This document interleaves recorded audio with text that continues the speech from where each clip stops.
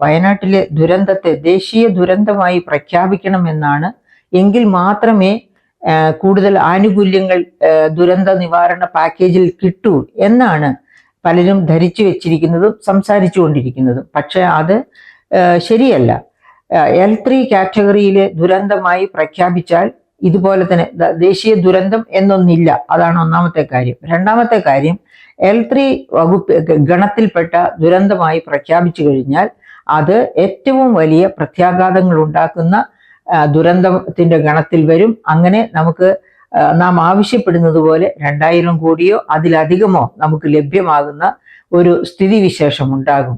ഈ ദുരന്തം L3യിൽ പെടുത്തുന്നോ എന്നൊന്നും ഉള്ളത് പ്രശ്നമല്ല. ഇതിന്റെ പ്രാധാന്യം, ഈ ദുരന്തത്തിന്റെ ആഴം മനസ്സിലാക്കിക്കൊണ്ടാണ് പ്രധാനമന്ത്രി തന്നെ ഇവിടം സന്ദർശിച്ചതും അതിലെ ചുറ്റി നടന്ന് കാര്യങ്ങൾ വിലയിരുത്തി കണ്ടതും അവിടെ ദുരന്തത്തിൽപ്പെട്ടവരെ എല്ലാ തരത്തിലും ആശ്വസിപ്പിച്ചതും അവർക്ക് ധൈര്യം പകർന്നതും. അതുകൊണ്ട് ഇത് L3 ഗണത്തിൽ വരുന്നുവോ ഏത് ഗണത്തിൽ വരുന്നു എന്നോർത്ത് നാം ആശങ്കപ്പെടേണ്ട കാര്യമില്ല. കൃത്യമായി അളന്ന് തൂക്കി തന്നെ പ്രധാനമന്ത്രി പോയിരിക്കുന്നു.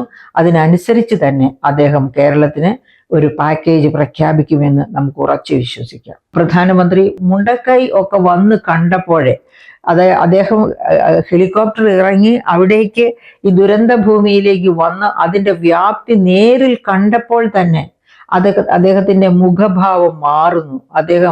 അദ്ദേഹത്തിന്റെ മുഖത്ത് പിന്നെ കാണുന്ന വലിയ ഒരു വിഷാദഭാവമാണ്. ഇവിടെ നിന്ന് കളക്ടറേറ്റിലെ മീറ്റിങ്ങിന് പോയി കഴിഞ്ഞിട്ട് എനിക്ക് അറിഞ്ഞുകൂടാ. ആ സമയം അതിനുശേഷവും അദ്ദേഹത്തിന്റെ മുഖം ആ വിഷാദഭാവം തന്നെയായിരിക്കും. കാരണം അവിടുത്തെ ആ കാഴ്ച ആരെയും അമ്പരിപ്പിക്കുന്ന, ആരുടെയും ഹൃദയം തകർക്കുന്ന തരത്തിലുള്ള ഒരു കാഴ്ചയാണ്. യുദ്ധഭൂമിയിൽ പോലും കാണാത്തത്ര. യുദ്ധഭൂമിയിലാണെങ്കിൽ ശവശരീരങ്ങൾ കാണും, വീണുടഞ്ഞ കെട്ടിടങ്ങൾ കാണും, അങ്ങനെയൊക്കെ പലതും കാണുമെങ്കിൽ പോലും ഒരു പ്രദേശം മുഴുവനും അപ്രത്യക്ഷമാകുന്ന സ്ഥിതി അത് സാധാരണ യുദ്ധഭൂമിയിൽ പോലും ഉള്ളതല്ല. അപ്പൊ അത്തരം ഒരു ഭീതിതമായ ഒരു സിറ്റുവേഷൻ കണ്ട അദ്ദേഹം ഒരു വിഷാദഭരിതനും മൂകനുമായി മാറുന്നത് പോലെ അവരോടൊക്കെ, ഈ കുട്ടികളോടുമൊക്കെ ചോദിക്കുന്ന ചോദ്യങ്ങൾ അദ്ദേഹം വളരെ നേർമയേറിയ ഭാഷയിൽ ദുഃഖം ഉരുണ്ടുകൂടിയ മുഖത്തോടു കൂടിയാണ് ഓരോ കാര്യങ്ങളും ചോദിക്കുന്നത്. പതുക്കെ ആ ദുഃഖം തന്നെ കഥനഭാരത്തോടു കൂടിയാണ് അവരുടെ തോളിൽ തട്ടുന്നത്. കഥനഭാരത്തോടു കൂടി തന്നെയാണ് അവരുടെ തലയിൽ കൈവച്ച് അവരെ അനുഗ്രഹിക്കുന്നത്.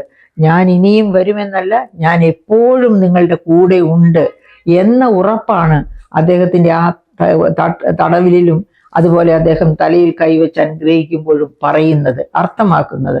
അത് നമുക്ക് വളരെ ക്ലിയർ ആയിട്ട് മനസ്സിലാക്കുന്ന കാര്യമാണ്. അത് കഴിഞ്ഞിട്ട് ആശുപത്രിയിൽ കിടക്കുന്ന 49 പേരിൽ 6 പേരെ കണ്ടു.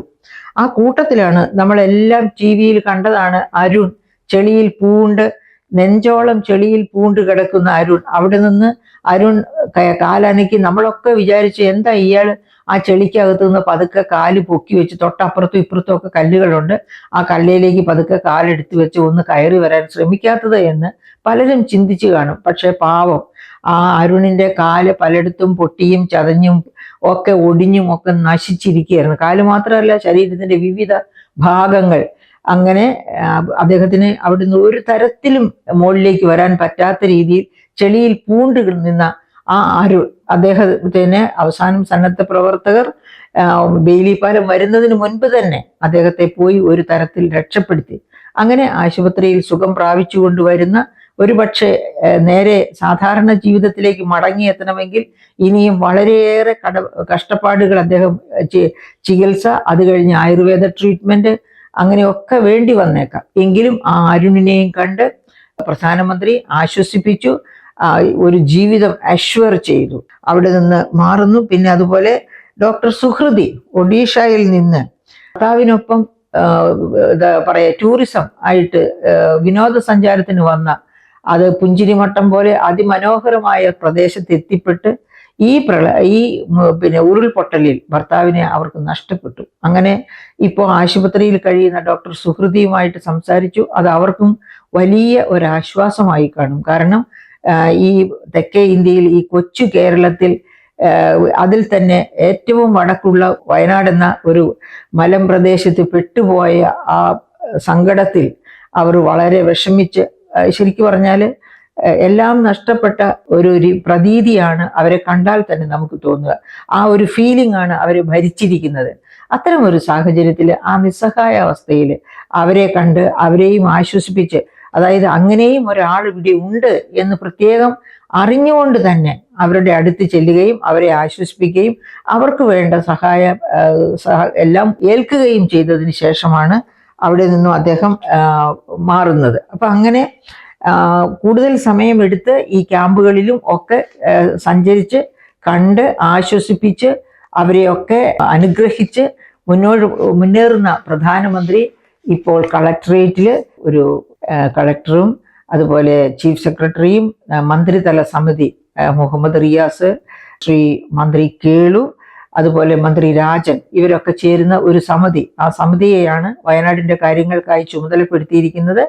അപ്പോൾ ആ സമിതിയും ചീഫ് സെക്രട്ടറിയും ഒക്കെ ചേരുന്ന, വയനാട് കളക്ടറും ഒക്കെ ചേരുന്ന ഒരു മീറ്റിംഗ് കൽപ്പറ്റയിൽ കളക്ടറേറ്റിൽ നടക്കുകയായിരുന്നു.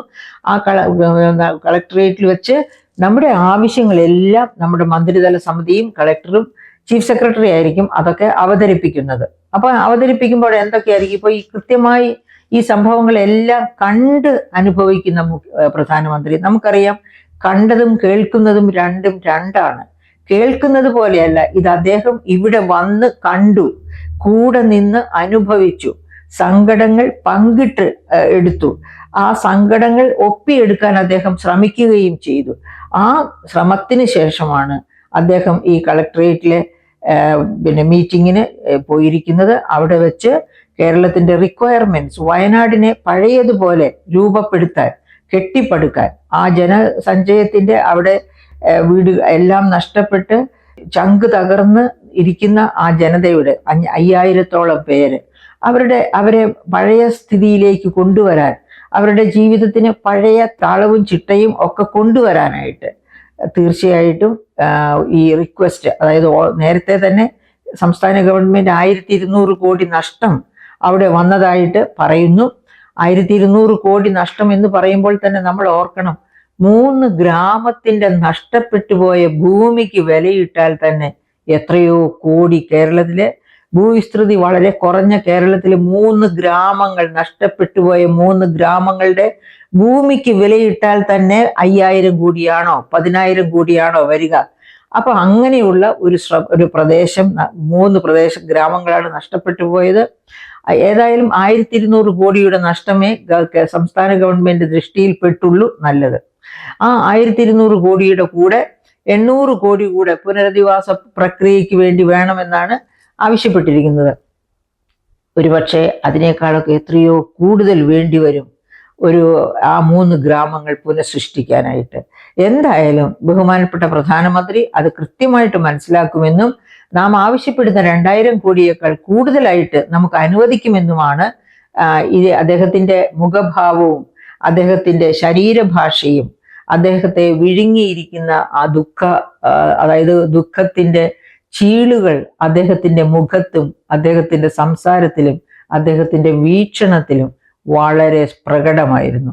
അത് കാണുന്നത് കൊണ്ട് തന്നെ ഞാൻ വിചാരിക്കുകയാണ് 2000 കോടിയിലും ഉയർന്ന ഒരു വലിയ ദുരന്ത പാക്കേജ് കേരളത്തിന് അദ്ദേഹം അനുവദിച്ചു തരും. പക്ഷെ അത് കളക്ടറേറ്റിലെ മീറ്റിംഗ് കഴിഞ്ഞാൽ ഉടനെ ആയിരിക്കുകയില്ല. അദ്ദേഹം കേന്ദ്രത്തിലെത്തി മന്ത്രിസഭയുമായി സംസാരിച്ച് അങ്ങനെ വേണ്ടപ്പെട്ട തരത്തില് ആ തീരുമാനം എടുക്കുമെന്നും ആ തീരുമാനം കേരളത്തിന് കരുത്തും ആശ്വാസവും പകരുമെന്നും ചൂരൽമല, മുണ്ടക്കായ്, പുഞ്ചിരിമട്ടം ഈ പ്രദേശങ്ങളിൽ നിന്ന് തൂത്തെറിയപ്പെട്ട് വീണ്ടും അധിവസിപ്പിക്കാൻ വേണ്ടി കാത്തു കിടക്കുന്ന ജനതയ്ക്ക് അത് പഴയ ജീവിതത്തിലേക്കുള്ള ഒരു പാലം, ബെയിലി പാലം പോലെ അതിനേക്കാൾ സ്ട്രോങ് ആയ, ജീവിതകാലം മുഴുവൻ നീണ്ടു നിൽക്കുന്ന ഒരു പാലമായി അദ്ദേഹത്തിന്റെ പ്രഖ്യാപനം മാറുമെന്നും ഞാൻ വിശ്വസിക്കുകയാണ്.